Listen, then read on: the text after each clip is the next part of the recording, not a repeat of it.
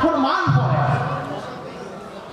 সে যদি কাফের হয়, সে যদি মুনাফিক হয়, মুশরিক হয়, তার অবস্থা তাফসীরের কিতাবে এমন ভয়াবহভাবে লেখছে, এখানেই মাস শুরু হয়ে যায়। কবরে না, ফুলসিরাতের জন্য দেরি করতে হবে না, কিয়ামতের জন্য দেরি করতে হবে না।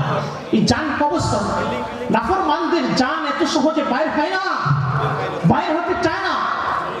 আর মুমিনদের জান ওই যেভাবে মনে করেন বোতলের মুখ খুলে দিলে পানি যেভাবে ঢালতে, যেভাবে উপর করলে যে পানিটা বের হয়ে যায়, এভাবেই মুমিনদের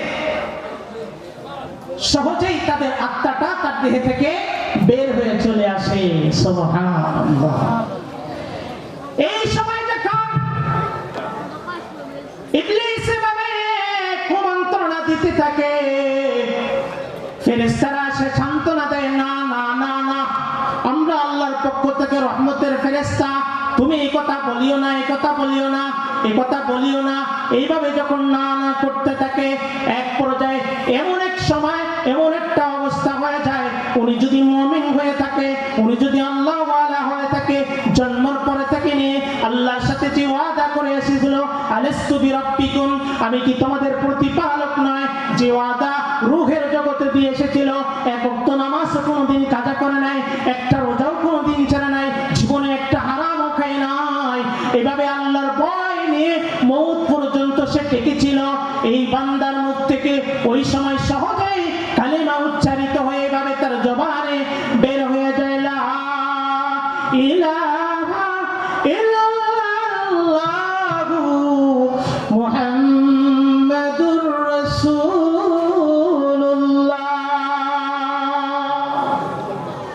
বলছিলাম হযরত নূহ আলাইহিস সালামের জামানার সেই সম্প্রদায়ের মানুষেরা কি পরিমাণ কষ্ট দিয়েছিলেন। এক পর্যায়ে আল্লাহ তাআলা আয়াত নাযিল করলেন, ওয়া উহিয়া আন্নাহু লান ইউমিনা মিন কওমিকা ইল্লা মান ক্বাদ আমানা ফালা তাবতাইস বিমা কানু ইয়াফআলুন। হে নূহ, আপনি আর মাথা ঘাবড়ায়েন না, আর টেনশন কইরেন না, আপনার এই জাতির কপাল পুড়ে গেছে, আরেকজন মানুষ ঈমান নিয়ে আসবে না, এটার জন্য আপনি আর টেনশন কইরেন না। আপনাকে আমি একটা হুকুম দেই, আপনাকে একটা কাজ করার জন্য বলি, সেই কাজটা হলো আপনি এখন একটা নৌকা বানান। কি বানান? নৌকা বানান। আল্লাহর কাছে দোয়া করলো, وقال نوح رب لا تذر على الأرض من الكافرين ديارا إنك إن تذرهم يضلوا عبادك ولا يلدوا إلا فاجرا كفارا। আল্লাহ জমিনের উপরে যত নাফরমান আছে, যত বেঈমান আছে, একটাকেও আপনি ছাড় দিবেন না, সব কটাকে আপনি আপনার কুদরতি দ্বারা, কুদরতি শক্তি দ্বারা তাদেরকে আপনি ধরেন। এবার বলেন, নবীদের জবানে যদি কোনো দোয়া আল্লাহর কাছে করা হয়, কবুল হবে কি হবে না? অল্প না কম? বেশি না কম? বেশি না কম? 100 to 100 বিশ্বাস হয় আপনাদের? বিশ্বাস হয়? বিশ্বাস হলে তাহলে নামাজ পড়েন না কেন?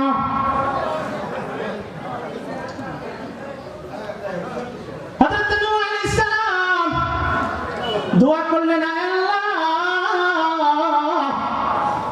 জমিনের উপরে একজন নাফরমান যেন বাকি না থাকে, কারণ এরা যদি বেঁচে থাকে এইভাবে তাদের প্রজন্ম বাড়তেই থাকবে, তারাও নাফরমানি করবে, পাপাচার সারা পৃথিবী 6 লাখ হয়ে যাবে। না না না, এই জাতিকে এখনই থামাইতে হবে। কি বলেন? আজকের যুবক সমাজের কি অবস্থা? গুনাহকে তো গুনাহ মনে করে না, নেশা, জুয়া, হারামকে হারামই মনে করে না। এই যুবকগুলোকে এখনো যদি থামানো না হয়, এই পথ থেকে যদি তাদেরকে ফিরানো না হয়, এই পরিবেশ থেকে, এই সংকটময় জায়গা থেকে আমরা যদি তাদেরকে ফিরিয়ে না নিয়ে আসি, আল্লাহ না করুক আসমানের গজব আসতে বেশি সময় লাগবে না। পুরা গ্রামে গ্রামে নেশায় ভরপুর হয়ে যাইতেছে, জানায় ব্যভিচারে পুরা সমাজ ভরে যাচ্ছে। আপনি যদি এই বিষয়ে কথা বলতে চান, অনেকেই অপরাধী বলে আপনাকে গালি দিয়ে আপনাকে ধিক্কার করে ওই জায়গা থেকে সরায় দেওয়া হয়। কি বলেন? আজকে মসজিদের মেম্বার থেকে যদি আল্লাহর কোরআনের কথা, সুদের বিরুদ্ধে, ঘুষের বিরুদ্ধে, আইল ঠালার বিরুদ্ধে, জানার বিরুদ্ধে যদি কথা বলা হয়, ইমাম সাহেবের চাকরি তার পরের দিনে চলে যায়। ইমাম সাহেব যে কথাগুলো বলেন এটা কি ওনার বাপ দাদার ঘরের কোনো কথা, তার ব্যক্তিগত কোনো কথা? মালিকের পক্ষ থেকে তার কাজ হচ্ছে তাবলীগ করে দেওয়া, পৌঁছায় দেওয়া। আপনি মানেন বা না মানেন, কাল কিয়ামতের ময়দানে জাহান্নামীদেরকে যখন বেরি করাইয়া এরকম ভাবে মারতে মারতে জাহান্নামের দিকে নেওয়া হবে, এইভাবে ফেরেশতারা জিজ্ঞেস করবে, ওয়াসিকাল্লাযীনা কাফারু ইলা জাহান্নামা যুমারা হাত্তা ইযা জাউহা ফুতিহাত আবওয়াবুহা ওয়া ক্বালা লাহুম খাযানাতুহা আলাম ইয়াতিকুম রুসুলুন মিন আয়াতি রাব্বিকুম। এই জাহান্নামীরা, তোদেরকে কি পৃথিবীতে কেউ সতর্ক করে নাই? তোদের কাছে কি কোনো নবী আসে নাই? তোদের কাছে কি কোরআনের কোনো বাণী পৌঁছে নাই? তোদের কাছে কি আমার নবী ওয়ারাসাতুল আম্বিয়া নাই? নবীরা তোদেরকে কি বুঝায় নাই? না না, ওই পথে চলা যাবে না, হারাম খাওয়া যাবে না, মদ খাওয়া যাবে না, জানা করা যাবে না, অন্যায় ভাবে কারোর উপরে জুলুম করা যাবে না, এগুলা অন্যায়, এগুলি করা যাবে না, এটা জাহান্নামের পথ, এটা জান্নাতের পথ। এইগুলো, এই কথাগুলা কি আমার নাই নবীরা, আমার নবীর উত্তরসূরিরা, তারা কি তোদেরকে বুঝায় নাই? তাবলীগ ওয়ালারা গা সপ্তায়া নিজের খাইয়া মসজিদে মসজিদে যাইয়া বুঝায় নাই? আলাম ইয়াতিকুম রুসুলুম মিন আয়াতি রাব্বিকুম ওয়া ইউনযিরুনাকুম লিকা ইয়াউমিকুম হাযা। নামাজ না পড়লে কি শাস্তি হবে? সুদ খাইলে কি শাস্তি হবে? ব্যভিচারী করলে কি শাস্তি হবে? এগুলা কি তোমাকে, এই ব্যাপারে কি তোমাকে সতর্ক করা হয় নাই? ফেরেশতারা মারবে, ডেঙ্গি বারে এভাবে নিয়ে যাবে আর হাকায় হাকায় বলবে, তারা বলবে ক্বালু বালা, হা হা হা বলা হয়েছিল, শোনো নাই কেন? বুঝি নাই? মা সালাকাকুম ফি সাকার ক্বালু লাম নাকু মিনাল মুসাল্লিন। ওই সমস্ত পণ্ডিতেরা জাহান্নামে যাবে। আজকে যারা সুন্দর সুন্দর নসিহত করে, সুন্দর সুন্দর কথা বলে, অথচ এক ওয়াক্ত নামাজও পড়ে না, সারা বছরে 2টা ওয়াক্ত 2টা দিন নামাজ পড়তে যায়, তাও আবার সবার পিছনে। এমন এমন বুদ্ধিজীবী আমাদের সমাজে আছে কিনা? ভালো ভালো উপদেশ দেয়, কিন্তু আকাম কুকাম যা আছে সব নিজে সেরে ফেলায়। ওই না তাদেরকে যেদিন জাহান্নামে দেওয়া হবে আর তাদের উপদেশগুলো শুইলা যারা জান্নাতে চলে যাবে, জান্নাতীরা বলবে মা সালাকাকুম ফি সাকার। হে নেতা, দুনিয়ায় তো খুব ভালো ভালো মিষ্টি মিষ্টি উপদেশ দিছিলা, তোমার এই অবস্থা কেন? তুমি এই জায়গায় কেন? তখন নেতা কি উত্তর দিবে? ক্বালু লাম নাকু মিনাল মুসাল্লিন।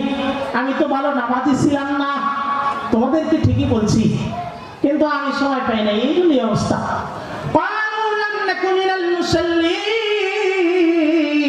ওয়া লাম নাকু নুতঈমুল মিসকিন। মিসকিনদেরকে আমি ঘৃণা করতাম, তাদেরকে খানা দানা দিতাম না। গরিব মানুষকে আমি ঘৃণা করতাম, ঘাড়ে ধাক্কা দিয়ে তাদেরকে বের করে দিতাম। এমন মানুষ আমাদের সমাজে আছে কিনা? ফকিরকে ভিক্ষা দেয় না, ধমক দিয়ে ঘাড়ে ধাক্কা দিয়ে বের করে দেয়।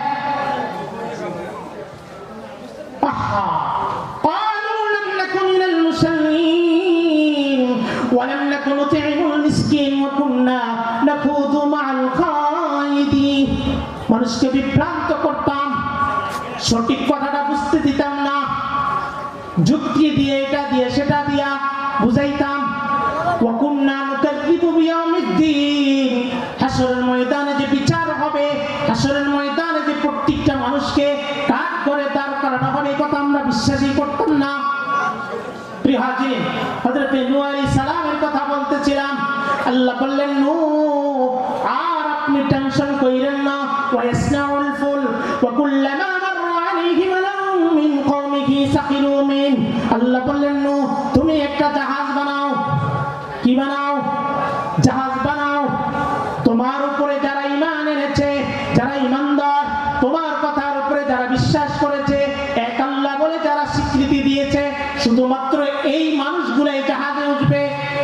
সব মানুষ এগুলা গজবে ধ্বংস হয়ে যাবে। হযরত নূহ আলাইহিস সালাম জাহাজ বানাইতে আল্লাহ তাআলা বললেন নূহ আলাইহিস সালামকে। নূহ বলে, আল্লাহ আমি যে জাহাজ বানাবো সেটা কি দিয়ে বানাবো? লোহা দিয়ে না টিন দিয়ে না কাঠ দিয়া? কি বলেন? আমি যে জাহাজ বানাবো সেটা কি দিয়ে বানাবো? লোহা দিয়া নাকি টিন দিয়া নাকি কাঠ দিয়া? আল্লাহ বলেন, নূহ তুমি কাঠ দিয়া বানাও। কি দিয়া বানাও? আল্লাহ আমি যে কাঠ দিয়া বানাবো, কোন গাছের কাঠ দিয়া বানাবো? জিবরিল আইসা কয়, নূহ আল্লাহ বলছে তোমাকে শাল কাঠ দিয়া বানাইতে। কোন কাঠ? শাল কাঠ। শাল গাছ চেনেননি আপনারা? চেনেন?